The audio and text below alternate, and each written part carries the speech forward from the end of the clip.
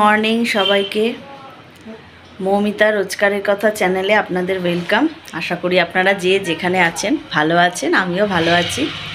আজকে হচ্ছে মে দিবস, মিঠাইয়েরও ছুটি, মিঠাইয়ের বাবারও ছুটি। আশা করি আজকে সবারই ছুটি।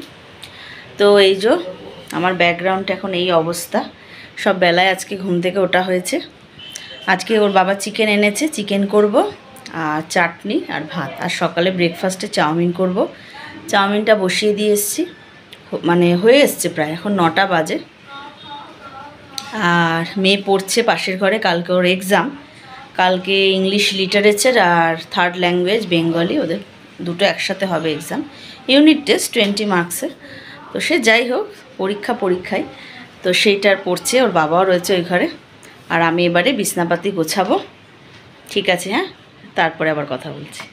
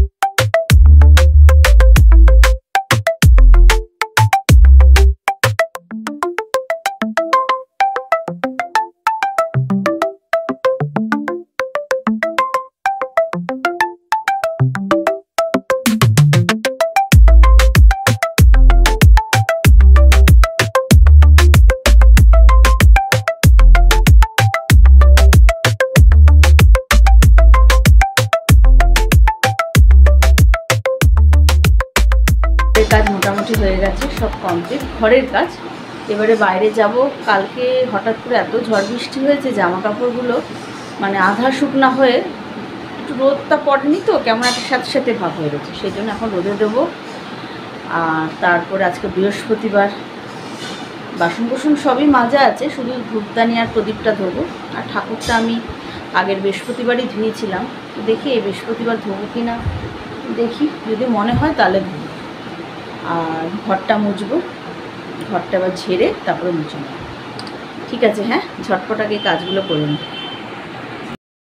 এই যে বাবা কী কর, এই যে চাউমিন নিয়ে বসে গেছি। এই যে হাজব্যান্ড খাচ্ছে।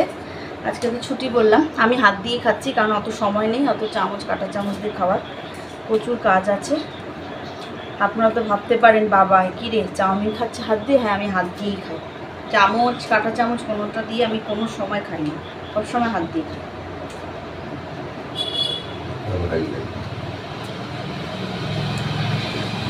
আর ওয়েদারটা কালকে বিকালে দারুণ হয়ে গেছিলো, আজকে আবার সকালটা খুব গরম। নাকি আমি কাজ করছি বলেই হয়? হ্যাঁ, রোদটা উঠেছে, আবার মেঘলাও হচ্ছে। যাই হোক, খেয়ে নিই, মেয়েকে দিয়ে দিয়েছি। আর আজকে লাঞ্চে রান্না করব চিকেন, ভাত। কি চাটনি করতে হবে অল্প করে,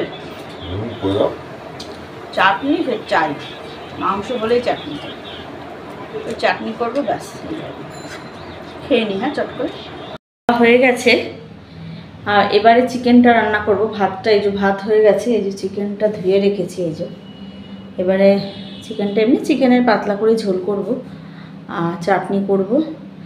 আর আমার না চিকেনের ঝোলের সাথে না গন্ধরাজ লেবু দিয়ে খেতে ভীষণ ভালো লাগে, সেই জন্য এই যে লেবু কেটে রেখেছি, খাওয়ার সময় খাবো। আর দেখি যদি স্যালাড খেতে ইচ্ছা করে করব, না হলে থাক। ভাল লাগে না মে দিবসে সবার অফিস কাচারি স্কুল ছুটি, আমাদের হাউসওয়াইফদের জন্য একটা ছুটি ঘোষণা করতে পারে। ভেবেছিলাম আজকে রান্না করব না, ওর বাবা বলছে না না চলো একটা ঝোল ভাত হলেও করো। বললাম ঠিক আছে। তখনই বলে তাহলে চিকেন নিয়ে আসি, তাড়াতাড়ি হয়ে যাবে। কোথায় তাড়াতাড়ি, ওই ল্যাদ খাচ্ছি না আজকে, এ ঘর সে ঘর, এই কাজকর্মই করছি, কিন্তু একটু ধীরে ধীরে করছি, অত হুড়োহুড়ি নেই, যেহেতু স্কুলও নেই অফিসও নেই সেই জন্য। আর দেখুন দেরিও হচ্ছে। ঠিক আছে, আর বেশি কথা একদম বলবো না। এই যে আলুটাও কেটে রেখেছি, আলুটা ভাজবো, আলুটা ভাজতে ভাজতে মশলাটা বানিয়ে নেব। ঠিক আছে, হ্যাঁ রান্নাটা ঝটপট করে নিই। এই দেখুন কত জামা কাপড়, এগুলো কালকে কিছু শোকাতে পারিনি, আজকে রোদে সব শুকিয়ে গেছে। এবার এগুলো ভাজ করে চানে চলে যাব, আজ বৃহস্পতিবার পুজো দেওয়া আছে, সেই জন্য এগুলো ঝটপট করে ভাজ করে নিই। ঘর মোছা ঘর ছাড়া সব হয়ে গেছে, রান্নাও হয়ে এসছে, বন্ধ করে গ্যাসটা বন্ধ করে চলে যাব। মারাত্মক আজকে রোদ উঠেছে, বাপরে বাপ, আর মাথাটা যন্ত্রণা শুরু হয়ে গেছে।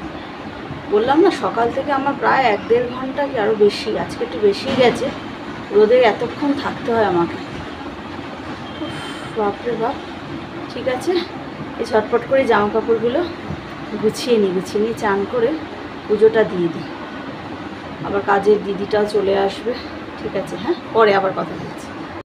আমার স্নান পুজো সবই হয়ে গেছে, এই যে মার খাবারটা বাড়া হয়ে গেছে, সেটা মাকে দিয়ে দেবো। ও মা, মা খেতে আসো।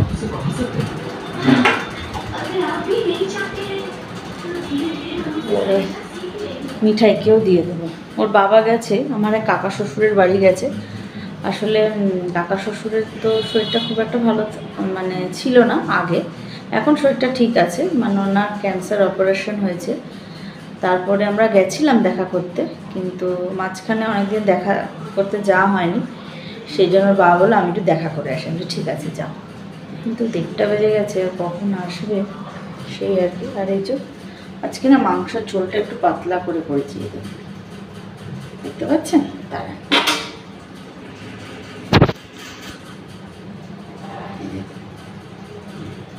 একটু পাতলা করে করেছি, ঝোলটা অনেকটা করেছি, যেটা যে ডাল ঠাল কিছু করিনি তো, চাটনি আর মাংস আর এই যে স্যালাড কেটে রেখেছি।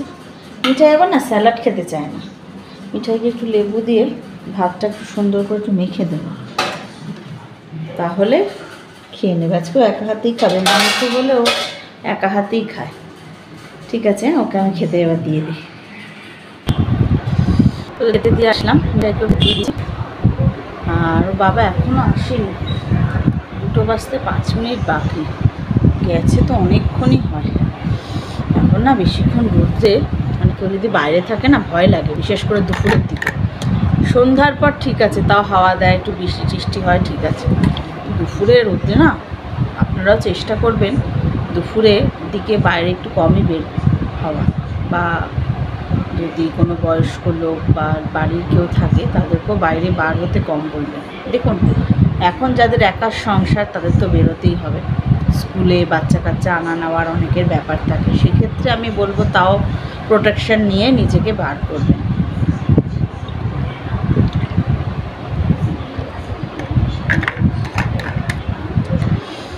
বাপরে বাপ, এই বৈশাখ মাসে কত বিয়ে হয়, সে আমাদের এখান দিয়ে সব বাজনা যায় তো, আর শুনি তখন ভাবি বাবা কি বিয়ে রে, মানে প্রচুর বিয়ে।